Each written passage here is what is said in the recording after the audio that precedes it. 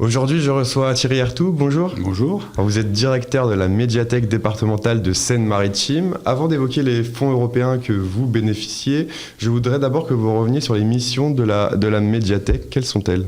Alors, une médiathèque départementale, il y en a une par département.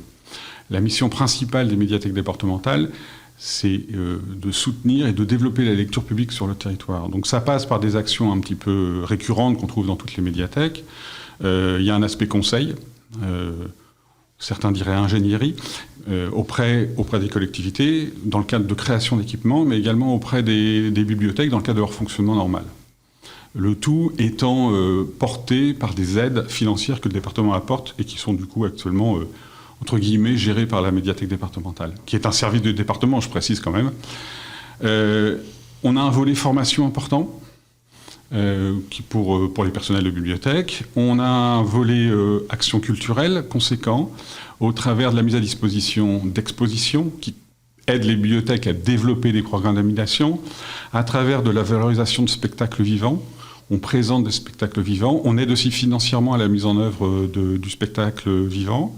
On a une action en direction de publics un peu cible, on va dire la petite enfance par exemple, ou les personnels en détention. Ce sont le type de public auquel vous vous adressez ?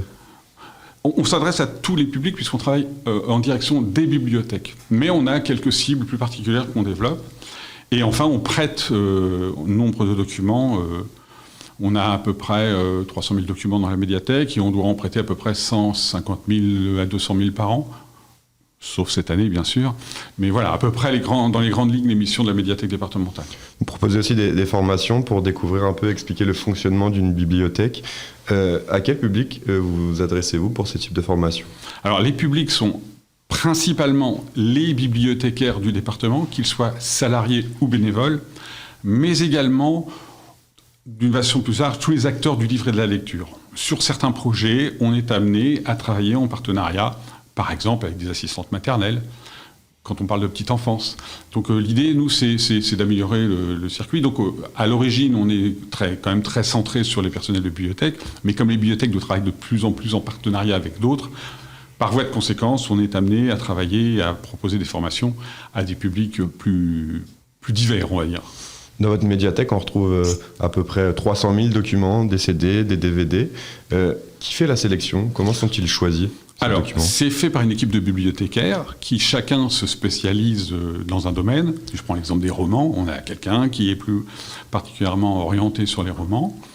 Les bibliothécaires ont chacun ce qu'on appelle des fiches de gestion, c'est-à-dire un cadre dans lequel ils peuvent, je prends toujours l'exemple des romans, faire une répartition écrite entre les romans de littérature française et les romans de littérature étrangère, une proportion sur, je ne sais pas, moi, je prends l'exemple de romans de terroir, donc ça donne un cadre, ce qui permet de les mettre en principe.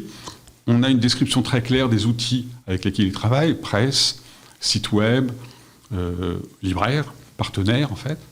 Voilà, c'est un ensemble d'éléments qui font que, en plus de la formation, ils se forment régulièrement, qui font qu'à un moment donné, on a des compétences dans des domaines. Parce que vu le volume, effectivement, on peut pas comme la plupart des bibliothèques, on se répartit un peu. La tâche. La lecture, c'est un enjeu important. Quels sont les livres ou les thématiques qui sont les plus plébiscités par le public ? Est-ce que vous avez des statistiques dessus ? Est-ce que vous savez un petit peu ce qui plaît ? Il y a des statistiques, je dirais, nationales. Et puis, chaque bibliothèque est capable d'avoir une idée de ce qui est le plus demandé, le plus emprunté.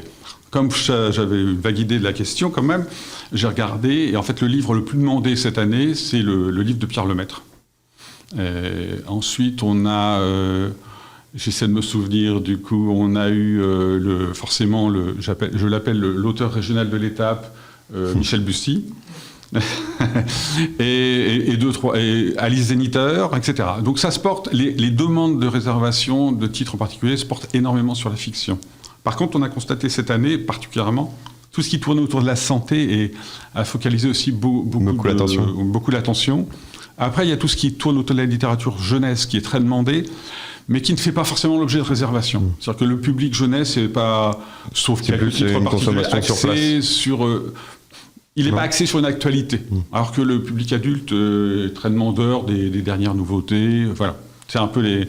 Mais en gros, c'est la fiction domine, je dirais, sur l'aspect plus documentaire. Alors je l'évoquais tout à l'heure, vous avez bénéficié du fonds FEDER, le Fonds européen pour le développement régional, pour développer la BibNum 76, alors des bibliothèques numériques pour la médiathèque départementale. Quelles ont été les étapes pour pouvoir bénéficier de ces financements ? Alors c'est d'abord un travail en partenariat. On a travaillé avec, je dis la cellule Europe, je ne sais pas trop si c'est comment, voilà, enfin, les personnes au département qui gèrent les dossiers européens.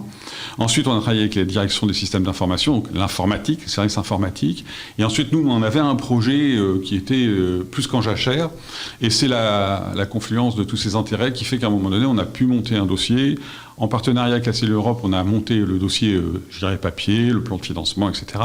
C'est toutes ces étapes-là. Ensuite, il y a des validations à la fois administrative et aussi politique, c'est-à-dire que le dossier passe dans une commission permanente, il est validé ou retoqué, enfin là, pour le coup, il a été validé par les élus, et ensuite, on attend la réponse. Et donc ensuite, vous avez reçu un peu plus de 96 000 euros sur un montant total du projet qui avoisinait les 192 000 euros. En quoi ces fonds européens ont-ils été particulièrement utiles pour réaliser ce projet ? Sans eux, c'était pas possible ? Non, je ne dirais pas que c'était impossible. Je crois que c'est un projet qui maturait au niveau de la collectivité. L'intérêt du financement, c'est qu'à un moment donné, ça met un focus assez important et une opportunité, en fait. Ça, c'est une reconnaissance, c'est quand même pas négligeable, symboliquement. Et puis, ça nous a permis d'avoir un projet qui soit complet dans ses moyens. Ça nous a permis de mettre en œuvre un portail, ça nous a permis d'avoir sélectionner un nombre de ressources, pour le coup, plus que conséquent, et de développer des ressources, moi j'appelle ça ressources numériques physiques, liseuses, tablettes, jeux vidéo, etc. Ça a validé l'ensemble et ça nous a permis de partir avec, je dirais, un paquet cadeau complet. S'il n'y avait pas les subventions, ça se serait fait peut-être de façon plus échelonnée. Et j'imagine que vous avez aussi eu d'autres partenaires pour ce projet ? Alors pour cette opération, on a travaillé financièrement uniquement avec le FEDER. Par contre, les partenaires concrets sur le terrain, c'est les bibliothèques. C'est-à-dire qu'on a monté, comme ça avait une dimension expérimentale, on a travaillé avec 10 bibliothèques locales qui ont reçu les ressources, etc. Et ça nous a permis de nous donner une expérience concrète d'un projet qui devait de toute façon se mettre en œuvre. Ce projet, il a vu le jour il y a quelques années. Aujourd'hui, quels en sont les bénéfices que vous en tirez du fait de la crise sanitaire récente ? Est-ce que la BibNum 76 a connu un engouement particulier ? Alors, le résultat aujourd'hui, on est passé de 10 à 40 bibliothèques qui bénéficient de l'offre. Donc, bien au-delà du projet initial qui était autour de 10 bibliothèques. Donc, on est allé bien au-delà du projet FEDER. Donc c'est un vrai bénéfice. On a bénéficié grâce au FEDER à cette mise ce cadrage-là d'une expérience, ce qui nous permet sur le terrain, avec les bibliothèques, d'avoir identifié par exemple toutes les problématiques liées à la médiation, à la communication, qui sont indispensables pour porter ce genre de projet. Donc les bénéfices, ils sont vraiment conséquents. Quant à l'effet, je dirais, développement des ressources numériques, de l'intérêt pour le public lié à la période qu'on connaît, à l'évidence, mais ce n'est pas spécifique à la médiathèque départementale, au niveau national, les ressources numériques ont pris un essor évident dans cette année écoulée. Et je pense que ça va perdurer, continuer. Et ça permet à des gens de se rendre compte qu'au travers de l'outil informatique, on peut trouver des choses, je dirais, avec un contenu culturel intéressant, pertinente, et sur lequel on va pouvoir, je ne trouve pas le mot, mais agrémenter, etc. Donc ça permet de se dire, ça fait partie maintenant du pack évident d'une bibliothèque, d'avoir un ensemble des ressources qu'on appelle aujourd'hui encore les ressources numériques, mais des contenus dématérialisés, quoi. Il nous reste une petite minute, peut-être évoquer quels sont d'autres projets que vous avez peut-être en tête, qui pourraient voir le jour dans les prochaines années, et pourquoi pas, vous auriez peut-être besoin d'autres financements européens pour le coup. Oui, alors dans les projets auxquels on réfléchit, c'est mettre peut-être en place quelque chose autour d'outils innovants, par exemple un espace dans la médiathèque qui permettrait à des bibliothécaires du territoire de venir regarder, observer. Je prends l'exemple des imprimantes 3D avec lesquelles on peut faire des ateliers de création. Enfin, on peut mettre en place ce qu'on appelle les box, les boîtes à livres. Enfin, je m'exprime mal. Les boîtes qui vous permettent de sortir des tickets de livres, comme on a pu le voir dans les gares. On peut développer ce genre de choses. Il y a des idées comme ça. Il y a des idées à avoir. Merci beaucoup. Il y a plein d'idées. Merci beaucoup Thierry Artout d'avoir été avec nous. Je rappelle que vous êtes le directeur de la médiathèque départementale de la Seine-Maritime.